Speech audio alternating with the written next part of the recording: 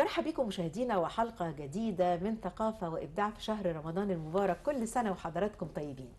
حلقة النهاردة مشاهدينا عن مهندس الضحك وصاحب المدرسة العريقة جدا في الكوميديا. الحقيقة ترك بصمة مهمة جدا في كل أعماله وفي كل ما قدمه وكل من قدمه أيضا، وارتبط اسمه مشاهدينا بشهر رمضان المبارك منذ الستينات من خلال الإذاعة ومن خلال التلفزيون.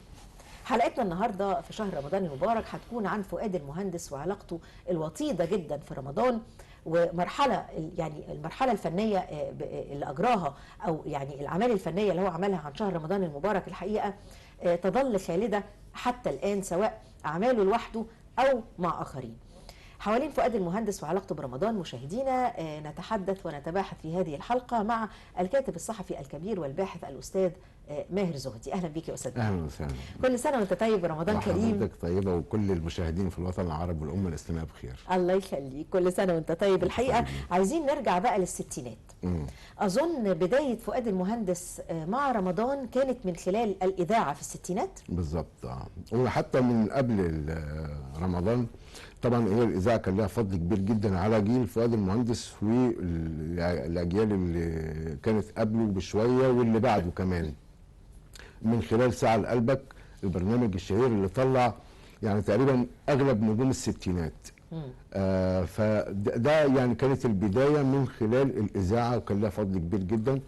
جه بعد كده يعني مرحلة الإذاعة في رمضان، ودي كانت حاجة مهمة جدا. احنا فضلنا يمكن لسنوات طويلة من علامات الإذاعة في رمضان 4 حاجات: ليلة الرؤية عبد المطلب رمضان جانا، القرآن بتاع المغرب محمد رفعت والأذان، الشيخ سيد النقشبندي بعد الأذان التواشيح، ثم مسلسل شيكار وفؤاد المهندس أو فؤاد المهندس والشيكار. ظل يمكن أكثر من 10 سنين هذا الشكل في الإذاعة، ارتبط به الجمهور الإذاعي بشكل كبير جدا على مدار هذه السنوات، وحققوا من خلاله نجاحات كبيرة جدا. ممتاز. طيب أنا سمعت أو اللي معروف إن في 7 مواسم رمضانية أو 7 مسلسلات رمضانية لفؤاد المهندس، يعني خلال سنوات، يعني على مدار 7 سنوات أو 7 مواسم. لا هم أعتقد أكثر من 10 فعلا؟ في الإذاعة. وكانت البداية في موسم 67. كانت دي كانت بدايته مع شهر رمضان في الإذاعة. بالظبط. كان في 67 بعد نكسة 67، وكانت في حالة من الحزن طبعا صدمة طبعا في المجتمع. فبرؤية زعيم جمال عبد الناصر قال لوزير الإرشاد أو وزير الإعلام: اعملوا حاجة في رمضان تخفف شوية عن الناس، خلوا يعني في شهر رمضان البهجة والسعادة تدخل قلوب الناس، يعني حتى تنسيهم حالة الحزن اللي هم عايشينها. وكان في السنة دي رمضان يعني نكسة 67 حصلت في يونيو، وكان رمضان في ديسمبر. قبل يعني يمكن في نوفمبر بدأوا يتحركوا، قالوا نعمل ايه، فقرروا ان هم يقدموا فؤاد المهندس من خلال المسلسل الإذاعي في رمضان. وكان فؤاد المهندس في الفترة ديت نجمه بدأ يبزغ بشكل كبير، بدأ يطلع من خلال المسرح ومن خلال الأعمال السينمائية اللي قدمها هو وشيكار. في المقابل ان كان اسماعيل ياسين اللي هو النجم الكبير بدأ نجمه يخفت شويه او المنحنى ينزل، فتم الاستقرار على ان هم يجيبوا فؤاد المهندس وشيكار يقدموهم في الاذاعه من خلال مسلسل، واختاروا الكاتب الساخر احمد رجب اللي هو يكتب المسلسل. وكانت البدايه مع مسلسل شنب في المصيده، ده كان اول مسلسل اذاعي يقدمه في رمضان. بالظبط. طيب امتى ابتدى يعني يشتغل مع شويكار في رمضان في الإذاعة أيضا؟ أظن هو ده كان البداية. لا، المسلسل دوت كان البداية اللي هو شنبه في المصيدة، وبعد كده بقى المواسم توالت. المسلسل حقق نجاح كبير جدا اللي هو ساعة لقلبك. لا، مسلسل شنبه في المصيدة حقق نجاح كبير جدا لدرجة بس كل سنة كان الاسم بيختلف أظن، مش نفس المسلسل. طبعا يعني كان كل سنة يعني هم بعد كده ليه بقى تيمة أو ليه عنوان أو يعني توالت بعد كده العتبة جزاز، اجري اجري، يعني عدد كبير جدا، دنيا والفك المفترس.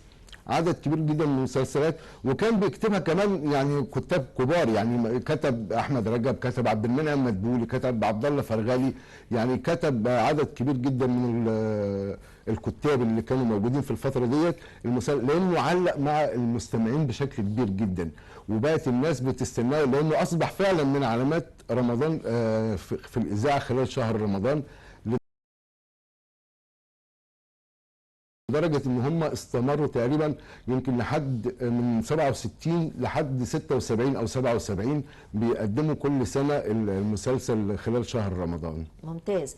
طيب اظن ان علاقته بالاذاعه اسبق من علاقته بالتلفزيون. بالظبط طبعا اكيد، وقبل كمان رمضان، يعني علاقته بالاذاعه بدات زي ما قلنا من خلال ساعه لقلبك، وخصوصا ان كانت سبقته للاذاعه اخته الاذاعيه القديره صفيه المهندس، وجوز اخته بابا شارو، يعني كان عائله اذاعيه عريقه، فكان ارتباطهم بالاذاعه كبير، وكمان المستمعين كانوا مرتبطين جدا بالاذاعه اكتر من التلفزيون، يعني رغم ان التلفزيون كان بدا سنه 60 لكن ظل الارتباط بالاذاعه عده سنوات، يعني هي المسيطره وهي اللي بتقدم يعني زي ما بيقولوا الفاكهه الرمضانيه. إذاعة جمهورية مصر العربية من القاهرة تقدم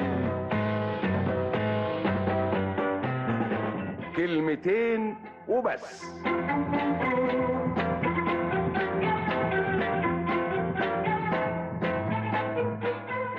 سيد افندي لاحظ ان الكلمة الحلوة قربت تختفي من المجتمع ومن حياة الناس. قال لعبده افندي الحكاية دي. عبده قال له: قصدك ايه بالكلمة الحلوة يا سيد؟ سيد قال له: قصدي كلمة الحب، كلمة التشجيع، كلمة الصدق، كلمة التسامح. دلوقتي الواحد يدور على اي كلمة من دول ما يلاقيش. الدنيا جرالها ايه يا عبده؟ الكلمة الحلوة ممكن تمسح متاعب الانسان وتخليه يستمر في حياته بشكل ارقى واجمل. شيء سهل ان الواحد يشخط وينطر وينتقد، لكن الاصعب والاجمل انك تقول كلمة حلوة تشجع الناس على التقدم وتديهم ثقة في نفسهم. مش كده ولا ايه؟ امتى ابتدت علاقته بالتلفزيون؟ هو كانت علاقته بالتلفزيون يعني بدأت يمكن 63 أعتقد، لما اتقدم البرنامج أو الأوبريت السكتش الراجل ده هيجنني، هو صباح. هي كانت اغنيه عظيمه طبعا، وحتى الان يعني معلقه مع الجمهور، ما حدش يقدر ينساها، وما فيش رمضان من غير صوت صباح الرايق الجميل. طبعا الراجل ده هيجنني طبعا. هو وفؤاد المهندس لان كان ليه دور رائع، والاغنيه دي كانت يعني غريبه جدا. اتولدت الاغنيه في بيت فريد الأطرش، كانت صباح في يعني دائمه الزياره لفريد الأطرش، وهي موجوده. جه الشاعر الغناء حسين السيد وشافها وقال لها: انا عندي ليكي اغنيه جميله قوي ممكن تعمليها للاذاعه في رمضان. ارى الكلمات ليها، طارت بيها وقالت له: خلاص انا هعملها. وقعدوا يفكروا مين البطل اللي هيبقى الزوج اللي هو بيتكلم على الاكل ده، فكان الاختيار لفؤاد المهندس. اتقدمت للاذاعه فعلا السكتش دوت سنه 62 وحقق نجاح كبير جدا، يعني لدرجه ان هم يعني الناس كانت يعني بتردده على طول الشهر، خصوصا ان هو مرتبط بالاكلات، وفعلا اللي بيحصل في البيوت ان الناس بتتكلم دايما على الاكل في الفطار، لا ده كتير، ده قليل، ده كذا، فحققت نجاح كبير جدا. لقط الخيط المخرج العبقري احمد سالم في التلفزيون، فقرر ان هو يصوره تلفزيون، وعمل السكتش ده، وكمان حطه ضمن يعني فيلم كان في الفتره دي بيصوروا شهير اسمه القاهره في الليل. بقت يعني شهره واسعه جدا، لان السينما طبعا برضو مهما كان لها انتشار كبير، فحقق انتشار كبير جدا هذا السكتش، واصبح من العلامات اللي احنا دايما بنستناها كل ما بيهل علينا شهر رمضان. طبعا. طب اسمح لنا ان احنا نخرج بفاصل يا استاذ ماهر، ونشوف جزء كده من يعني بهجة فؤاد المهندس في رمضان واغنيه الراجل ده هيجنني. الحقيقه احنا محتارين نحط ايه ولا ايه في حلقتنا. طبعا. هنخرج مشاهدينا بفاصل ونرجع نكمل حوارنا مع الاستاذ ماهر زودي. الراجل ده هيجنني هيجنني، طير مفاتيح عقلي مني هيجنني. الراجل ده هيجنني هيجنني، طير مفاتيح عقلي مني هيجنني. يجي رمضان وخناقه يزيد، عايز طباخة سكة حديد. يجي رمضان وخناقه يزيد، عايز طباخة سكة حديد.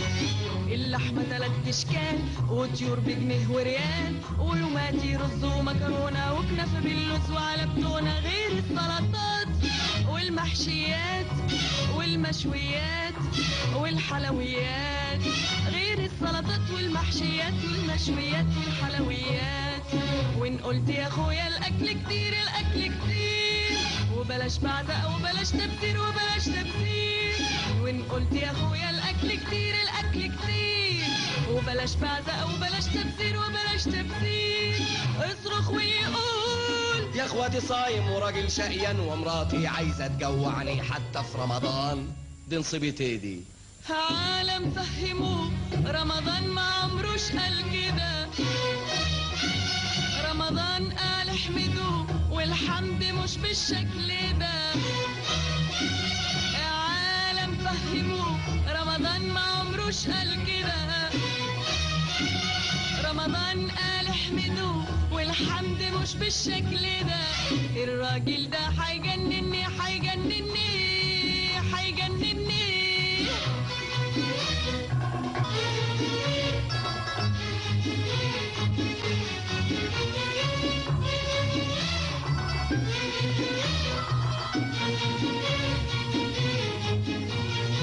يجي من العصر للمغرب وحريقة تطير، ويخش المطبخ ويقوم زعبيب قمشير. يجي من العصر للمغرب وحريقة تطير، ويخش المطبخ ويقوم زعبيب قمشير. عاملين لي لوزة بالخلطة وبفتك وصينية مكرونة بس، واختار صنفين وكباب حلة وضمة باللحمة المفرومة بس. طب فين اللحمة المشوية والفتة فين والتقلية والسمك البوري اللي انا جاي راح فين والشوربة فين هي؟ وان قلت يا اخويا الاكل كتير الاكل كتير، وبلاش بعزق وبلاش تبذير وبلاش تبذير. وان قلت يا اخويا الاكل كتير الاكل كتير، وبلاش بعزق وبلاش تبذير وبلاش تبذير. اصرخ ويقول يا اخواتي صايم وراجل شقيان، ومراتي عايزه تجوعني حتى في رمضان. دي نكبة ايدي يا اخواتي. ورجعنا لكم مشاهدينا وبنكمل حوارنا مع الاستاذ ماهر زهدي، والحديث يطول ولا ينقطع عن فؤاد المهندس وعلاقته برمضان. طيب بعد الراجل ده هيجنني مع صباح، سمعنا انه شويكار حبت تعمل حاجه ايضا على نفس النهج مع فؤاد المهندس، فعملوا تقريبا الصيام مش كده. وحتى دي جمله يعني كانت بتتقال حتى في الاغنيه الايقونه الراجل ده هيجنني. هو طبعا يعني الاغنيه بتاعت صباح وفؤاد المهندس حققت نجاح مدوي صحيح. يعني حتى الان بالظبط. وده كان دافع، يعني دايما كان يعني او الجمهور سواء في الاذاعه او في السينما او في التلفزيون او حتى في المسرح كان دايما عارف او في ارتباط شرطي فؤاد المهندس والشويكار. فلما عملت ده صباح مع فؤاد المهندس وحققت هذا النجاح الكبير، كان مش غيره، هي غيره فنيه طبعا يعني من شويكار، ان هي عايزه تعمل حاجه برضو، لان كانت نفسها هي اللي تبقى موجوده في الاغنيه ديت، ولكن طبعا الاغنيه كانت اصلا بتاعه صباح، ففكرت ان هي تعمل وكتب ليها اغنيه برضه هو حسين السيد نفس الشاعر الغنائي اللي كتب الراجل ده هيجنني، او اللي هي اسمها في الاساس رمضان قال احمدوه، عمل لهم الصيام مش كده. وكانت طبعا بعد فتره طويله من رمضان قال احمدوه كان الالوان دخلت في التلفزيون وعملوها اغنيه بالالوان، واللي لحنها حلمي بكر وقدموها. وطبعا للاسف يعني هي ما حققتش نفس النجاح بتاعت الراجل ده هيجنني. هي جميله وحلوه، لكن تفضل الراجل ده هيجنني هي الايقونه بتاعت شهر رمضان بالنسبه لفؤاد المهندس وصباح. تمام، ممتاز طبعا. واظن برضو اغنيه شويكار وفؤاد المهندس حققت نجاح. هو لا، حققت الدويتو ده نجاح الحقيقة طبعا، نجح مع طبعا بعضه ما فيش في كلام. المسرح، في السينما، في التلفزيون، نجح على كل ده الاصعده. صحيح، لان بيعملوا ده بحب وفي صدق في الاداء في الكتابه. كان بيتم دوت بشكل جميل جدا وبحب، تحس ان هم اسره واحده، يعني سواء اللي بيكتب واللي بيخرج بقيه الممثلين، ففي حب. كان الحب ده بيبقى ظاهر فعلا سواء للمستمع في الاذاعه او حتى على الشاشه في السينما او في التلفزيون. انت بتدور على ايه؟ بتبحلق فيا كده ليه؟ انت بتدور على ايه؟ بتبحلق فيا كده ليه؟ انتي عايزاني اخش النار النار النار. انا عارفه انك هتخش النار. بتكلم جد، ده مش هزار ده مش هزار. فستانك حلو وتسريحتك هتجنني. يعني اعمل ايه؟ البسي بلطو وطرحه بني وطرحه بني. فستانك حلو وتسريحتك هتجنني. يعني اعمل ايه؟ البسي بلطو وطرحه بني وطرحه بني. ايانا يا محروميان، ايانا يا صايميان، ايانا يا محروميان، ايانا يا صايميان. انت ناسي ان عمامك جايين يفطروا ويانا يا راجل يا مات. ابوس ايدك في ضيوف جايين. معذور يا اخوات انا صايم، معذور يا اخوات انا صايم. وانت تكون مين؟ هو انت لوحدك؟ طب ما احنا كلنا صايمين، كلنا صايمين. انا عايزه اعرف ايه سر خلطه فؤاد المهندس وشويكار، خلطه حتى فؤاد المهندس وحب الناس ليه. يعني هو كان متعدد المواهب، عمل حاجات كتير طبعا جدا طبعا، ونجح كمان على اكثر من صعيد واكثر من يعني وسيله اعلاميه. بالزبط. يعني اذاعه ناجح، بالظبط، تلفزيون ناجح، فوازير ناجح ولسه هنتكلم عنها، برامج ناجح، سينما ناجح، مسرح ناجح جدا. يعني مفيش حد قدر يحقق نجاح في كل المجالات دي. يعني في ناس مثلا نجحت جدا في المسرح ما نجحتش في السينما، بالظبط، والعكس. طب ايه سر الخلطه العجيبه عند فؤاد المهندس اللي يقدر ينجح في كل ده وعلى مدار من الابيض واسود لغايه ما رحل وهو عطاؤه لم ينتهي؟ طبعا ده صحيح. هو طبعا يعني فؤاد المهندس حقق زي ما بتقولي نجاحات في كل المجالات، وان كان السينما اقلهم. يعني في السينما هو نجاحه ما كانش، بالعكس ده. يعني والله هقول لحضرتك ايه، يعني فاكر حضرتك لما خد حبوب الشجاعه مثلا ولا ارض النفاق، ارض النفاق ولا عمشه في الاجيال ولا حتى البيل بواب لغايه دلوقتي من ايام كتير طبعا، وعائله زيزي. انا عايز اقول لك ان الناس يعني افهاته لغايه دلوقتي بتتقال طبعا في السينما حتى طبعا الان. انا عايز اقول لك ان الاذاعه كانت سبب رئيسي في النجاح اللي حققه في السينما، لان المسلسلات الاذاعيه اللي قدمها سواء شنب في المصيده، العتبه يا جزاز، علشان خاطر عينيها، كل الاعمال تقريبا اللي قدموها في الاذاعه وحققت نجاح كبير جدا كانوا بينقلوها في الموسم التالي للسينما. يعني احنا شفنا شنب في المصيده سينما، شفنا العتبه جو الاسم، لكن والبعض الاخر فضل الاسم زي ما هو بتاع الاذاعه. فالاذاعه كانت السبب في ان هم يقدموا اعمال سينمائيه ناجحه جدا. الخلطه اللي حضرتك بتقولي عليها ان هي زي ما بنقول ان في حب للفن، ان هم عايزين يقدموا حاجه فعلا، عايزين يقدموها بحب، عايزين يعملوا شيء ناجح. وكان في يعني صراع كبير يعني على النجاح، ان هم عايزين ينجحوا سواء في المسرح سواء في التلفزيون سواء في الاذاعه سواء في السينما، وبيعملوا دوت يعني كفريق واحد. حتى تلاقي ان اغلب الناس اللي هم اشتغلوا معاهم بتلاقيهم موجودين في كل الاعمال اللي هم قدموها سواء في الاذاعه في التلفزيون في المسرح، هم تقريبا نفس فريق العمل. تمام. طيب سر نجاح برضو الدويتو شويكار وفؤاد المهندس، هل بسبب الزواج؟ يعني هو كانوا فتره يعني اشتغلوا واشتهروا مع بعض قبل ما يتجوزوا. طبعا. وفتره هم متجوزين وحتى بعد ما انفصلوا. بالظبط. طيب اذا الزواج مش هو الرابط. لا طبعا. ايه سر برضو في خلطه ما سحريه كده ما بين فؤاد المهندس وشويكار؟ الخلطه ديت يمكن جات من خلال الاذاعه برضو.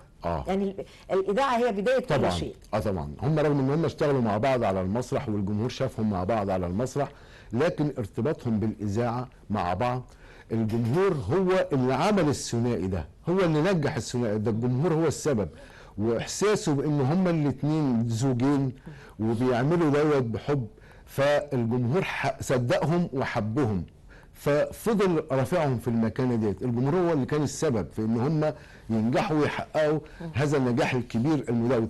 حتى لما يعني يمكن دول يعني اكتر زوجين في الوسط الفني الجمهور زعل عليهم جدا لما عرف ان هم انفصلوا، زي بوسي ونور الشريف كده. بالظبط. لكن يعني هم كانوا من الذكاء، هم الاثنين من الذكاء ان هم فضلوا محافظين على العلاقه الفنيه حتى بعد الانفصال، ما حسسوش الجمهور ان هم والعلاقه انفصلوا. الانسانيه يعني في برامج ما هي العلاقه الانسانيه فؤاد المهندس يقول شويكار بنت ناس، بالزبط. يعني كان عمره ما اتكلم عنها بشكل سيء. علاقتهم الانسانيه كانت جميله جدا، وكان في احترام شديد. يعني شويكار كانت دايما بتحترم فؤاد وتقول ان هو استاذ، لان هو فعلا يعني كان سابقها في المسرح وهو اللي قدمها بشكل كويس قوي على المسرح، وكانت معاه في كل الاعمال اللي قدمها، فكانت بتحترمه بشكل كبير وحطاه في مكانه الاستاذ. وهو برضه حاسس ان هي شويكار كان وش السعد عليه ان هي سبب في نجاحات كبيره جدا حققها وهي معاه. طيب اسمح لنا يا استاذ ماهر برضه ان احنا نخرج بفاصل، مشاهدينا فاصل ونعود. أنا بشكرك شكرا جزيلا على وجودك معنا في هذه الحلقة. الحقيقة وقت البرنامج للأسف الشديد انتهى، فأنا بستسمح حضرتك إن احنا نستكمل هذا اللقاء وهذا الحوار الأسبوع المقبل، تسمح لنا؟ إن شاء الله تحت أمرك. أنا بشكرك جزيل الشكر. كل سنة وأنتم طيبين. وحضرتك طيب يا فندم، ومستمرين معاكم في شهر رمضان مشاهدينا، والأسبوع المقبل هنستكمل حديثنا عن مهندس البهجة صاحب البصمة والمدرسة الخاصة جدا في الكوميديا فؤاد المهندس، مع الكاتب الصحفي الكبير والباحث الأستاذ ماهر زهدي، فانتظرونا.